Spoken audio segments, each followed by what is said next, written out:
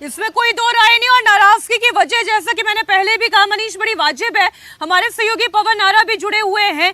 हमने India TV के दर्शकों को वो कॉपी भी दिखाई पुलिस की, और इसमें बड़ा क्लियर मैसेज दे दिया गया था, इंडिकेशन दे दिया गया था कि हत्या की साजिश रची जा रही है।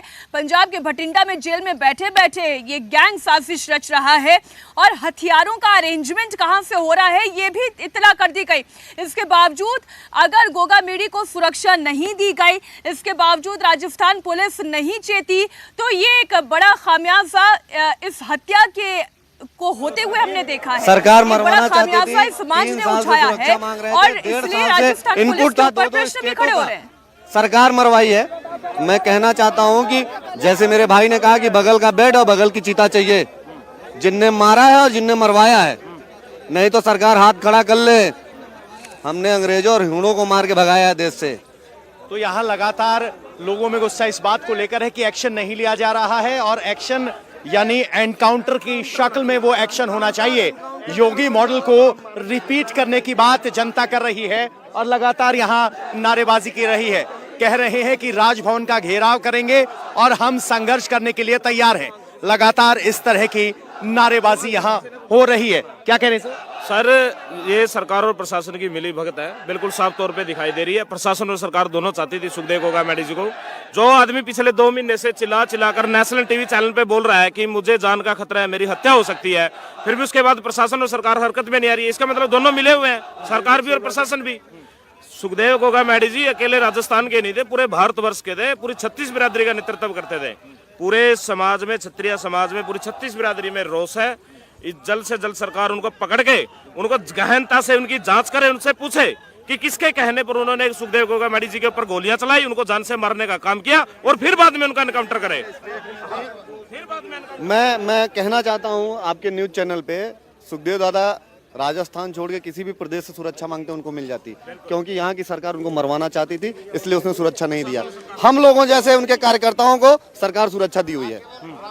न ब्राह्मण संगठन, वैश्य संगठन, हमने 2 बार अंतर्राष्ट्रीय ब्राह्मण महासंघ ने प्रेस कॉन्फ्रेंस करके लिखित में सरकार को ज्ञापन देकर हमने मांग उठाई कि जब पंजाब सरकार से थ्रेट आ रहा है, इंटेलिजेंस को थ्रेट आ रहा है, पाकिस्तान से इवन उनके पास कॉल आ रही थी कि आपको जान से मार देंगे।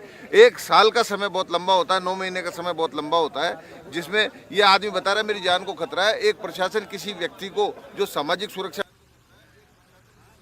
कर करके खुद सो गया, हम उसके लिए आंदोलन करने पड़ रहे हैं। उस आदमी के लिए आज हम यहाँ बैठे हैं जिसने हजारों आदमियों की, आनंद पाल सिंह के न्याय के लिए 50-50 दिन हम बैठे हैं। वहाँ गए, वहाँ भी हमने गोलियां देखी चलती हुई। तो शांतिपूर्ण तरीके से जब हम यहाँ बैठे हैं तो नेट बंद क्यों है?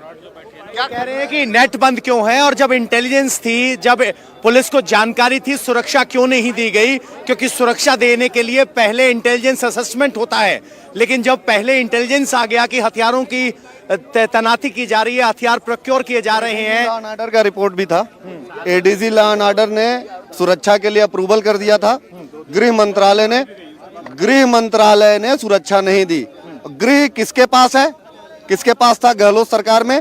इस पे लोग, खुद मुख्यमंत्री के पास था गृह, और मुख्यमंत्री उनके ही सरकार के एडीजी लॉ एंड ऑर्डर ने सुरक्षा के लिए रिक्वेस्ट करी थी। लोगों में गुस्सा इस बात को लेकर है कि एडीजी लॉ एंड ऑर्डर ने सुरक्षा के लिए एक मैसेज तो पवन यहाँ से बड़ा क्लियर हो जाता है कि इत्तला होने के बावजूद अगर समय पर ये कार्रवाई की गई होती तो ये हत्या नहीं होती। दूसरी बात, इसी तरीके की लापरवाही बढ़ती गई थी। आपको ध्यान होगा कन्हैया लाल मामले पर आपने भी रिपोर्ट किया। कन्हैया लाल ने भी जब पुलिस को ये कहा था कि उनकी हत्या हो सकती है, उसके बावजूद पुलिस चेती नहीं और कन्हैया लाल की हत्या कर दी गई। अब गोगा मीडी के मामले में भी एग्जैक्टली वही हुआ। इंटेलिजेंस रिपोर्ट होने के बावजूद पुलिस चेती नहीं और ये हत्या कर दी गई। अब अगला कदम राजपूत समाज का क्या होने जा रहा है?